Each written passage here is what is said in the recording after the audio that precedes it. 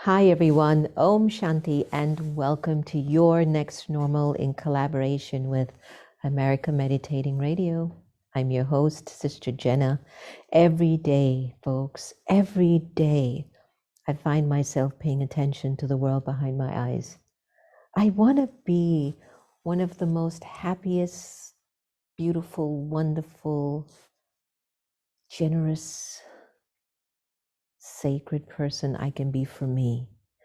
And there are times that I've even imitated where I said, what if there was nobody in the world? What would I do with myself? Have you ever asked yourself that question? What if there was no one else in the world around you? What would be your thoughts, your words, and your choices? What would you behave? What would be your behavior? Would you just lay in the bed, chomping away at potato chips and watching reruns? What would you be doing? And I answer that question. I just want to be able to do me and be happy. And one of the things that gives us a lot of happiness is financial abundance, but also relationship abundance, and of course our ability to stay positive in the midst of change. Each conversation I have on the air with our wonderful guests is to help you and me to get across that next hump, to be able to find some sort of a solution to our life's unfolding. It's not to say that a lot of information isn't out there, but it could be that when that right information hits you at that moment of silence and wisdom in you, it could change you forever. My special guest today, Sarah McCrum, believes that in a society that is fundamentally based in love, generosity, and deep understanding of the essence of being human, her purpose is to contribute to creating a world that works for all of humanity. She's an author, educator, and business innovator. She's the founder of Liberate Humanity, which is a place for learning and sharing the skills of liberation of the human spirit. Sarah has spent more than 20 years teaching and coaching business owners and their families. She's the creator of the innovative program, Thank You Money, based on the principles of her book, Love Money, Money Loves You. Over 10,000 people have completed courses with Sarah, building a relationship with money that's founded in love, abundance, generosity, and nature. Sarah is also one of the evolutionary leaders in service of conscious evolution, who, as you all know, I'm also a member of. It gives me great pleasure to welcome Sarah McCrum to the air. And Sarah, thank you for reminding us that money can also love us. So very, very warm welcome. Thank you so much. It's so good to be here. You know what, I'll tell you this, I'm in a particular period where I'm looking for a very little amount of money to finish a project that I started about a year ago. And, you know, I've turned to friends. Friends have been very generous. And I'm just at the tail end of my final capping of this project. And I've turned inwards to myself and wonder, why hasn't this money shown up for me yet? It's such a small amount. You know, why hasn't it shown up for me? I thought I was being positive. I thought I've reached out to friends. I've sent out this, and I think I'm pretty optimistic. Why isn't that $500,000 in front of me right now? What am I doing wrong?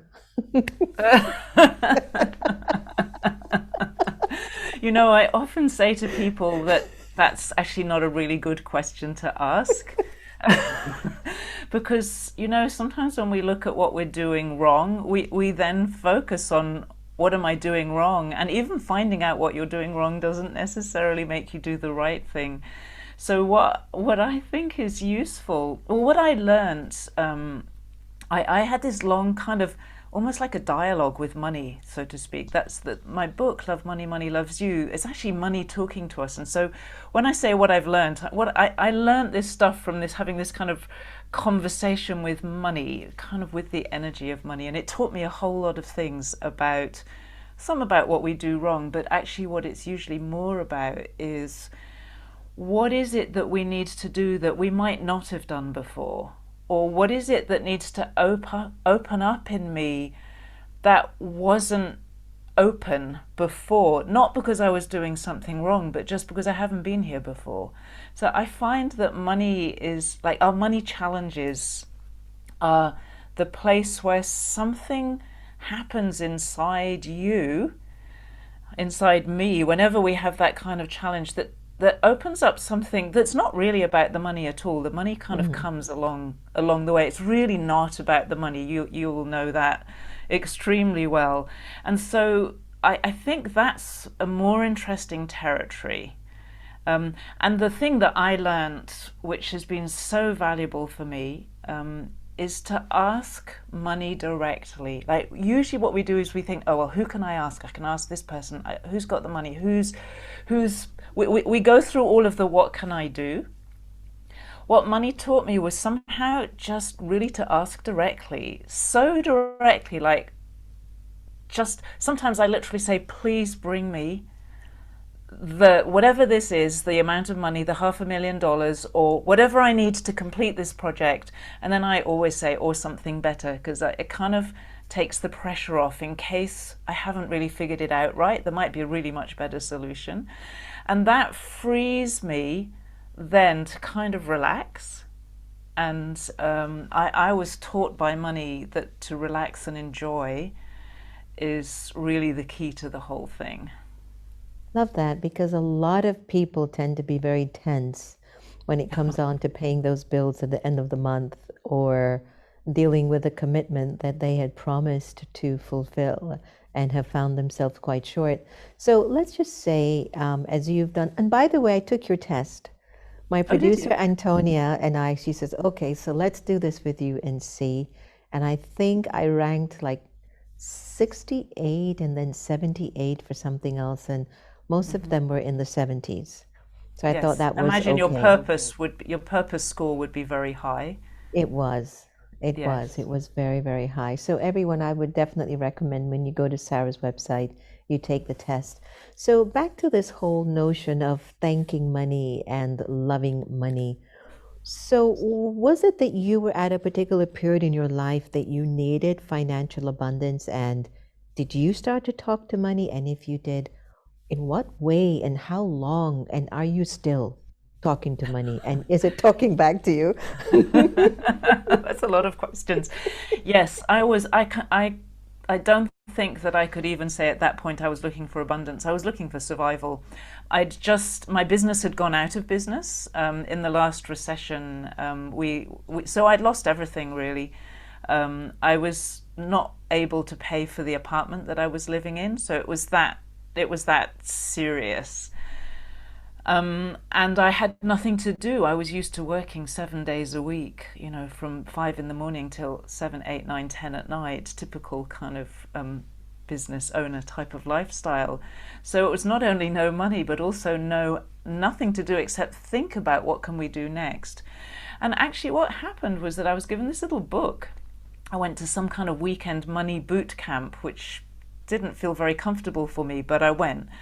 And I was given a little book, and in the book it said, what would money like to say to you? And I was journaling, and I just started journaling, and my pen literally started writing for me. And it was the most extraordinary and really beautiful experience, because the first thing it said to me was, I would like to tell you to love me. And then it went on and it said, essentially, do whatever you want with me. It's like collect me or spend me or pay with me or invest me. It was like there are no rules about what's good or bad to do with me. Like, I'm here, I'm totally available for you, I'm here to serve humanity, was essentially what it said. I connect human beings together in their creativity and in the way that we contribute our gifts to each other. And it ended up saying, don't wait, just take me. I will love you. So it was an incredible, very touching experience. And then a couple of days later, I thought, that was so amazing. Shall I see if money would like to say something else to me? And it did. And the first thing it said is, you all need to relax about money. Everyone, even the very wealthy, it said, everyone's misunderstood what money is. And it says things like, you can't use money to somehow save yourself or anything, but it says that what it is so beautiful and so available that really anything becomes possible if you understand what it is. But because we've misunderstood it, we tend to use it the wrong way, and we hurt ourselves and each other more than anything in the way we do it. So I went on doing that every day for a few months, and that's what created the book. The book is just the raw text of what money said to me. But I realized it was not only speaking to me, it was actually speaking to all of us. And yes, I can talk to money anytime I want to, as can just about anyone. I teach people how to do that all the time, and they find it remarkably easy. And they also get very beautiful messages from money. It's really interesting. You can feel this consistent, powerful energy that sits behind our notes and our coins and our transactions and all of that. And I will say that it didn't mean that I was an instant kind of miracle. I have had to change and continue to have, there are things that I am growing all the time in my relationship with money. So the kind of question you had at the beginning, I can totally relate to, because it's not like, oh, now I've got the key, now I can do it. It's more like being married. There is no key to being married, except, you need to stick in there and work through the difficult parts and enjoy. It's a lifelong relationship. Yeah. It's so funny, back in the day before currencies emerged, we bartered. You've got oranges, I have apples. And I just don't know where the greed factor entered here, where even if I had oranges and you had apples, I want more apples that you have, but I'll give you only a few of my oranges. Like, I don't know where that consciousness started, where we became so constricted, so tight when it came on to us possessing things and possessing something like money. Now, by now, we all know money is an energy. What would you say is the greatest block to us not allowing that vibration of funds to flow through our personality? What's blocking us? Is it a worthy thing? Is it a worth thing? Do we not feel that we're worthy to be abundant?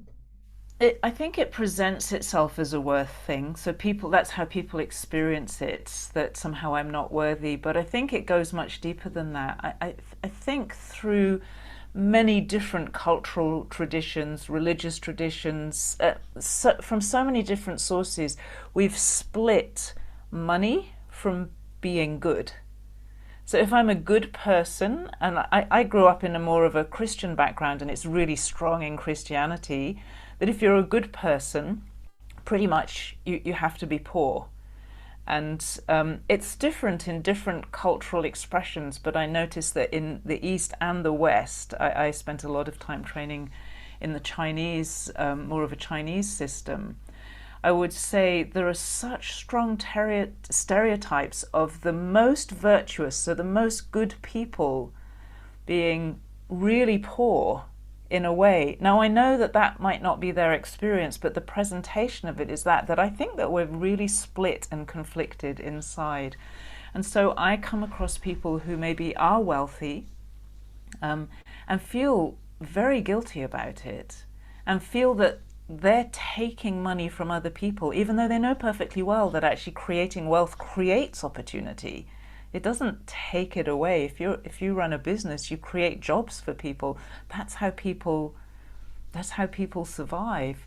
So this kind of deep conflict that we experience inside ourselves, I think, makes it so that there's a lot of shame, there's a lot of guilt, and then also, and this will be different in different cultures, there can be that worthiness thing can also tie in with my my sense of, do I deserve to experience any of the riches of life, any of what life has to offer. I think that that all then gets tied up inside it. Understand that very much. It's all a soul connection, isn't it? And I Yeah. think, we need to understand why is our relationship, not connection with money, relationship with money so important, especially in these times after we've survived a global pandemic and we're witnessing political strife everywhere we turn, and we're in the midst of another Cold World War with Ukraine and Russia's disagreements with each other. Let's look at money playing a role even with the war in Ukraine right now. And even with the other countries participating and supporting to help, money is a big reason why they're not making those decisions as well as other decisions. Please don't get me wrong. Why is our relationship with money so important, Sarah? What do you think? I think that as a soul, we just naturally warm to abundance. I feel like that as human beings, abundance feels so natural. It's like we look for joy, we look for abundance, we look for freedom. These are things that are just in our being somehow. And so I think money is important because of that, but because of the misunderstandings we have around it, and because of these teachings that maybe money is evil or it's corrupting, and because of the things that people do with money, which is about the people, it's not about the money, we then end up with this desire for something that we can also hate, or we hate what happens as a result of it. And I think then you have the conditions, there's a lot of pain inside, and then a lot of insecurity, and then scarcity, and then people start to want to accumulate it, and then it starts to drive their decisions, and then they make decisions even in a situation like war, sometimes at a grand scale. We know, for example, that arms make money.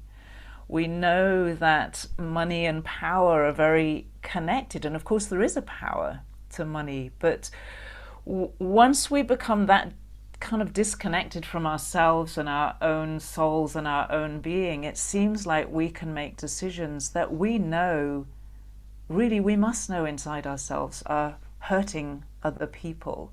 But I think people can't step out of it, and I think all of us can relate to that. We all know things that we do in our life that are harmful, and it's like, how do I step out of this? And it's easier to keep going on the track you're on than it is to step out of it and change things and be a different person. It takes real courage to do that. A lot of humility. Yes, Yeah. yes. So, Sarah, you've just left us with some good stuff.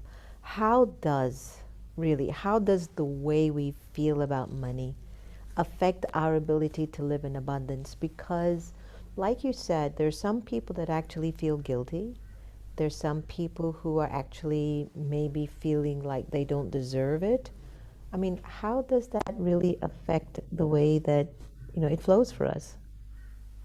Well, the easiest way to understand this is actually to think about your relationship with money and then transpose that onto a human being. So, for example, let's say you'd like to have a really close, loving relationship with a partner or somebody else who's important to you, and then you ignore them all the time, or you don't want to you don't want to talk with them, you don't really want to feel any kind of connection with them because you think that they're bad or they might hurt you all the time. So you approach them with fear, or you feel terrible shame all the time. You feel shame about even knowing this person, and yet you want to have a close, loving relationship with them. And these are things I think we can relate to because we do actually experience these things in our relationships. We can go through a phase where we really want to ignore somebody, or I don't want to talk to you. I just like, leave me alone. And what does that do to you? And what does it do to the flow of love between the two of you? Because the energy of money is a kind of energy of love. I see it as an expression of love. It's like the kind of generosity of life that flows through us. If you have that kind of standoffish relationship or a shame or guilt filled relationship, it's going to make it uncomfortable for you, and that closes you down. It makes you defensive. You're not saying, hey, come, you're welcome, I love you and you love me, let's have a really beautiful time together. You're saying, oh, I feel really unsure about you, I think you might be really bad, you might hurt me, or you might make me do awful things. Like that's a very hard way to relate. So for me, the really beautiful and surprising thing was that in changing my relationship with money, it actually helped me to open up more as a human being, and to be able to open up more with other people, because it's kind of the same thing. Yeah. It really is. You're touching something that I have never thought about. I just never thought that I could be having an emotional, spiritual connection to money. And I think it might be my 30 years of my path that I've been on, but how does money and spirituality connect? Is there a connection? Right before we got on the air together, I was talking to a very, very well-known sporting athlete, and I was showing her a project that we're working on currently, which is about female empowerment, so on and so on. And there was a part in it where there was a woman who is connected to the divine, but she's also a multimillionaire, and she continues to inspire others to become that too. And for some reason, I was surprised, Sarah, because she said, well, I don't know, spirituality and money. So many people are upset with spiritual people being so affluent. And I paused for a moment and I said, what is wrong if somebody is affluent with money? I don't see a problem. I think poverty is a sin. I don't think wealth is. And so what's the problem? So what is the connection or the role between spirituality and money? There are so many different expressions of spirituality, and I think each person needs to find their own way of describing it. But let's for a moment put it into God language, as one expression, because that really kind of goes straight to the top, if you like. However you might want to translate God, I'm fine with it. If you think of it that way, if you think that God is either everything, or God is love, or God is any of the things that we tend to know God as, then that must include money. If God is everything, or God is the creator of everything, then money is included in that, just as you and I are. And therefore, money to me is a part of the divine expression of life. It's part of the creation of life. It's part of the energy of life. And therefore, there is nothing wrong with it. And I agree with you that actually to create wealth creates flow, it creates movement. You cannot create wealth in any significant way without creating opportunity for other people and without serving other people. Now, I know that you can create wealth by making products and services that hurt people. We all know that. And you can create products and services that benefit people. I also think that almost all human beings in their hearts would rather be involved with products and services that benefit people. It feels good to make something and share something and sell something and serve all those people if it's something that really is good for people. We know that's not really the case all the time at the moment. But to me, then you start to see that money in its true expression is connected all the way up from God, the divine source, however you want to put it, all the way down to you, your purpose, how you contribute. Because when we contribute to others and the well-being of others, that gives us a sense of purpose. We feel like my life is meaningful. It connects to me from the spiritual through to the material.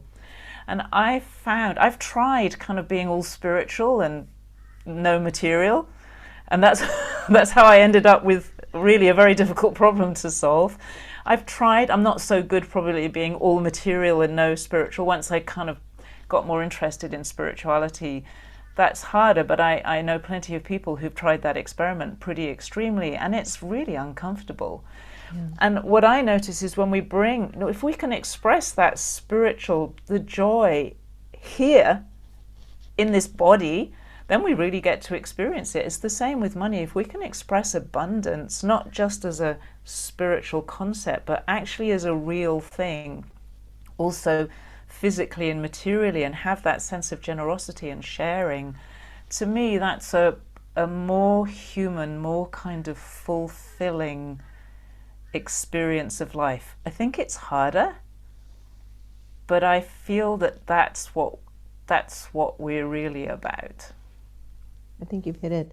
I believe that. I believe what you said. You go so much into the spiritual and you don't have food on your table. And then you go so much into the material and you just can't be happy in your own company. There really is an introduction for some sort of a balancing act here with spirituality, finance, humanity, nature, the invisible and the visible. I don't know what it is, Sarah. Am I just naive? But I feel like if the top 10% of people came up with a great idea to end poverty, we could do it tomorrow. I mean, am I just, out there in the moondocks? And I really think there'll come a time where there shouldn't be a child going to bed hungry. I mean, of course, of Yeah. course. It's unconscionable, really, that we allow ourselves to live in a world where there are people who are hungry and there are people who don't have clean water, which is so fundamental and so simple to solve. Um, but you know what I find challenging? I'm actually, like, I am, just 2 weeks ago, I launched a business that specifically is designed to be a solution in many ways to the tricky bit, which is the money bit. Many of the people who want to do good things in the world haven't really solved the money bit, and then they're always limited. So we've actually created something that fills that missing piece. I think the challenge is because of the history of money and the culture of money, which we've talked about and is different in different cultures, but there's a strong culture around money everywhere. What I see is there's just so much hatred and rejection of it amongst people who don't engage with money, and the people who are very successful and very powerful, they, from what I can see, mostly they don't really understand this sense that money is actually connected with love, and and and so I think a lot of what they're doing is driven by some kind of inner pain, Yes. insecurity, all the things that we can all experience. But if you can imagine being that powerful, I met somebody once who had been Yes. married to somebody who was a multi billionaire, and she said the amount of fear in his family was unbelievable.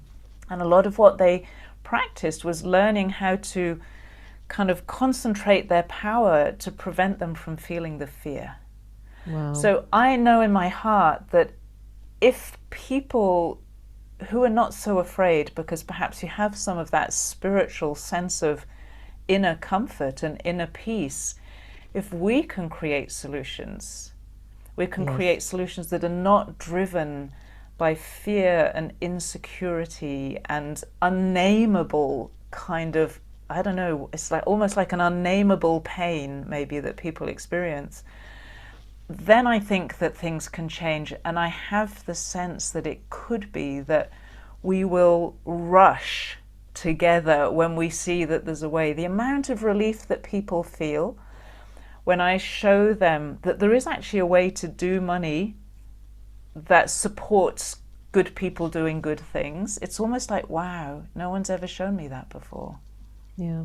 Yeah. It's amazing. Global Citizens just launched an initiative to raise money for refugees from the Ukraine-Russia war. They raised over, I think it was $30 billion What? within That's, a week um, or within just a yeah, week's time. And I think why is that the whole energy of this Ukraine-Russia thing is just not now, right after pandemic. There's no need for this kind of ignorance or hate or greed or, lack of. But I think there's also been many of us who have had a lot in our lives, but we didn't serve the soul. So even if you have millions or billions and your spirit hasn't been nurtured, it will never be enough. And there was a couple, a family in India, they're called the Ambanis. And many years ago, he married off his daughter, and he must be maybe Forbes' top 10 or 20 richest men in the world. And he married off his daughter, and the wedding cost a little bit over 1 million US.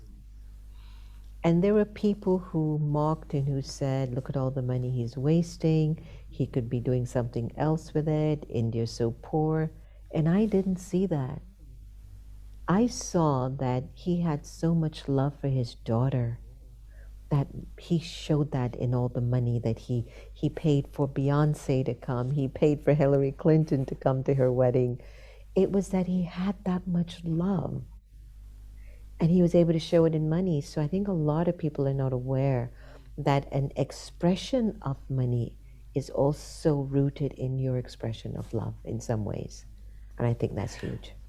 And also, I think what we're often not aware of is that when you are really wealthy, money is not your problem. You can make more money. Like money flows very easily for people who've already got that mastery. Whether they do good or bad things with it, that's a whole thing. And I love that, that he could express his generosity and his love through his daughter's wedding and probably through many other things that he will do because his daughter is a place where he probably finds his soul, and he may not find it in business a lot of the time because it's hard to bring your soul to business. Like I really try, and it's challenging to really show up and really be me and not be pushed into a corner or to be squashed or to be all the things that can happen so easily in a pretty rough world in a way.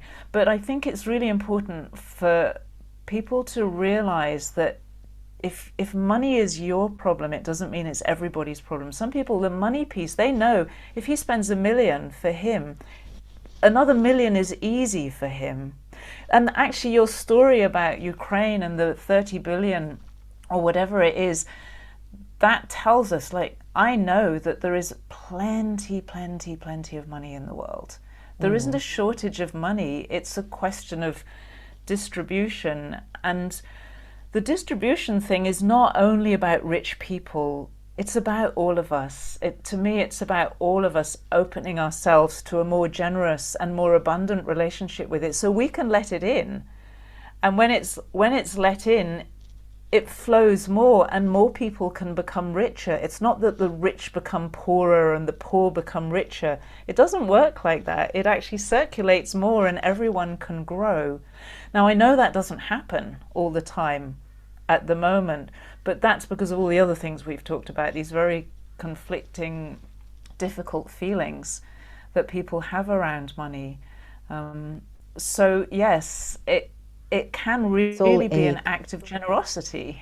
It is. It is. There's a soul ache when it comes on to money. Like some of us want it, but yet we push it back. Some of us have the potential to make it, and when we make it, we lose it. It's all happening up here. It's all happening up here.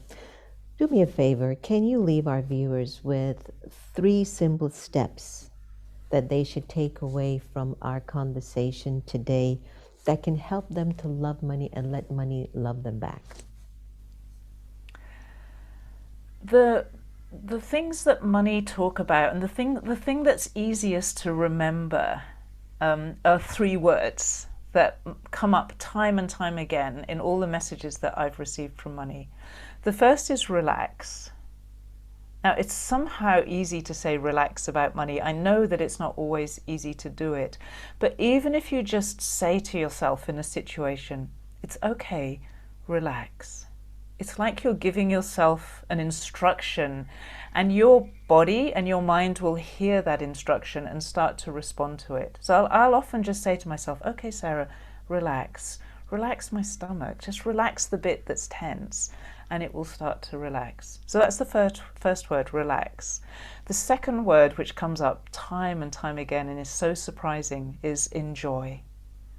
So often we're so serious about money, but money says enjoy, because then you're open and things can flow and you're more receptive.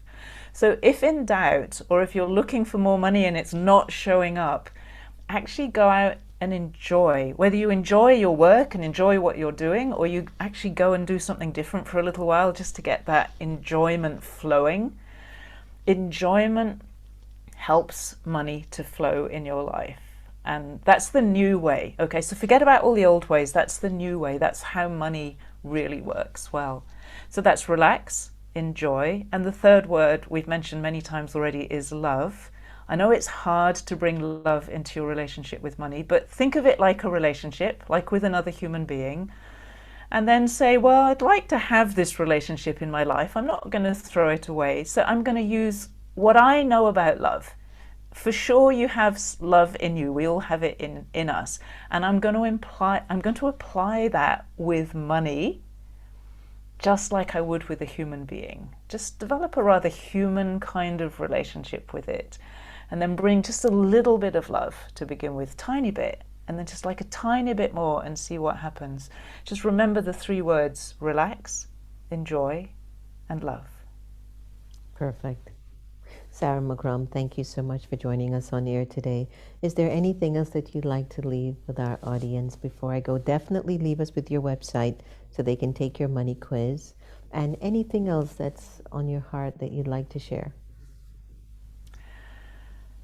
So the website is my name, sarahmccrum.com. What I would like to share is that I feel in today's world, you've mentioned the challenges that we're surrounded by, and we know that many of those are translating into financial challenges for people. There's a lot of fear at the moment around scarcity and shortages and things, and whether that, I've seen it before and it hasn't always happened, so we don't necessarily need to be afraid of it. But what I want to say is that rather than waiting for somebody else to fix the problem, the government, the banks, the whatever, the big institutions, the rich people, the somethings, you really are the key in your relationship with money.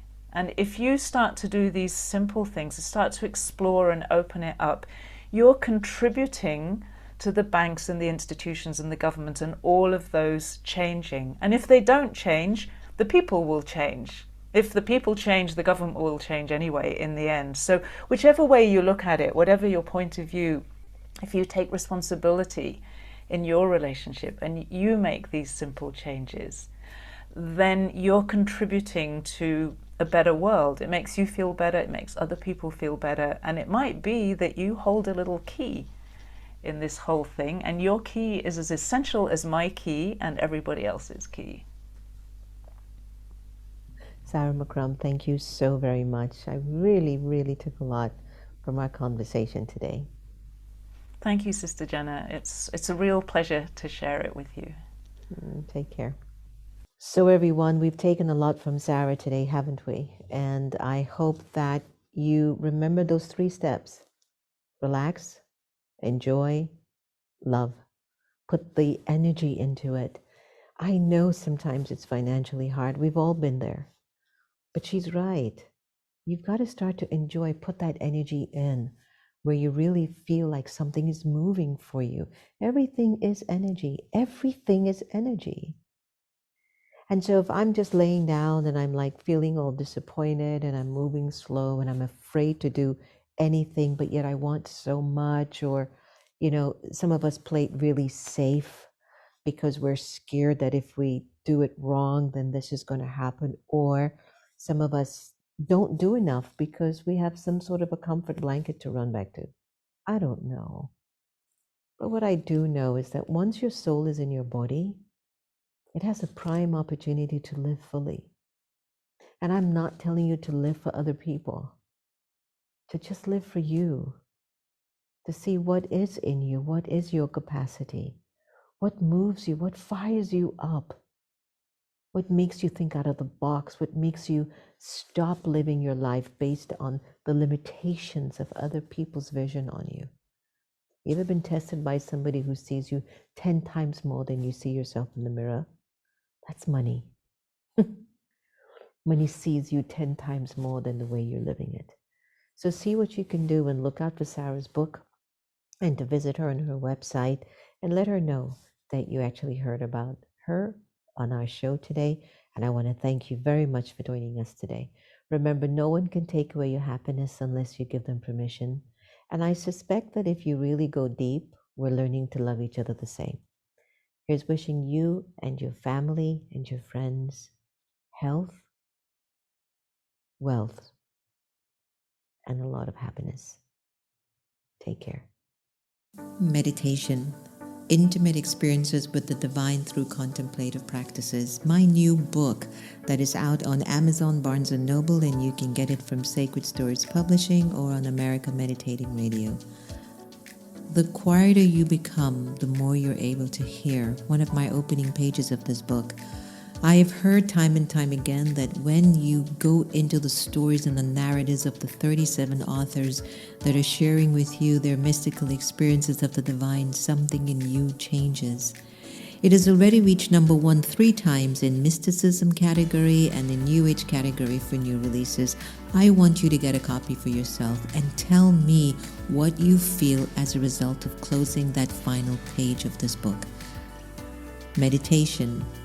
Intimate experiences with the divine through contemplative practices. It's calling you. Can you hear it?